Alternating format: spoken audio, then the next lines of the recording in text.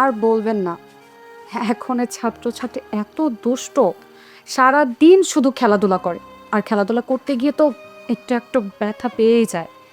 আর আমি কি করব বলেন, আপনার কাছে নিয়ে আসি, ফিরে ডক্টর বলে কথা।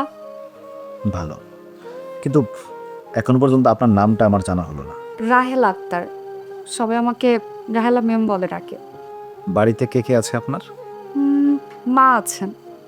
আচ্ছা, রাহেলা ম্যাম, কোন স্কুলে পড়ান আপনি? যে টেঙ্গুরিয়াপাড়া প্রাইমারি স্কুল।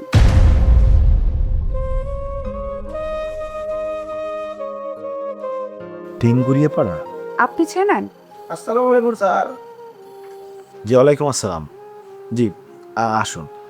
আচ্ছা, আজ তাহলে আমি উঠি, জি। আবার কখনো কখনো দেখা হবে। জি, অবশ্যই। আপনার কোনো স্টুডেন্টের প্রয়োজন হলেই চলে আসবেন। জি।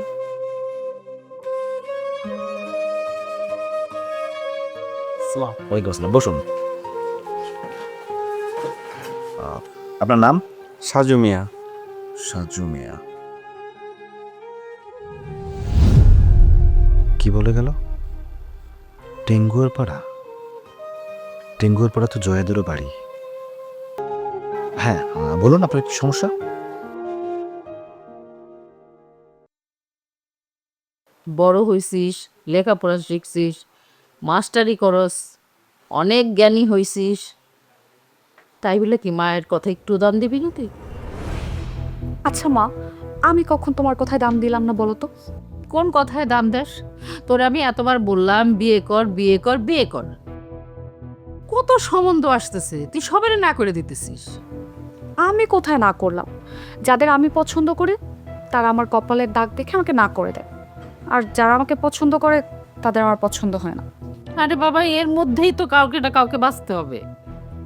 শোনো মা, সারা জীবন একটা অপছন্দের মানুষের সাথে থাকার চেয়ে সারা জীবন একা থাকা ভালো। আমার মাঝে মাঝে কি মনে হয় জানোস, জয়রে যদি আমি পাই তাহলে ওরে ধইরা হাত পা বাইন্দা ইচ্ছা মতো পিটাবো। ওর জন্যই তোর কপালে এই দাগটা হয়েছে, আর এই দাগটার কারণে তোর বিয়েটা সমস্যা হইতেছে।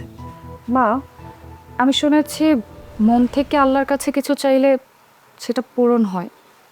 আর তুমি দেখো, এক না একদিন আমি ঠিকই জয়কে পাবো। হ্যাঁ পাবি, সেদিন দেখবি জয় বিয়ে করছে, বাচ্চা কাচ্চা আছে, বউ বাচ্চা কাচ্চা নিয়ে ঘুরে বেড়াইতেছে। আচ্ছা ঠিক আছে, এটা শিওর হওয়ার পর আমি বিয়ে করে নেব।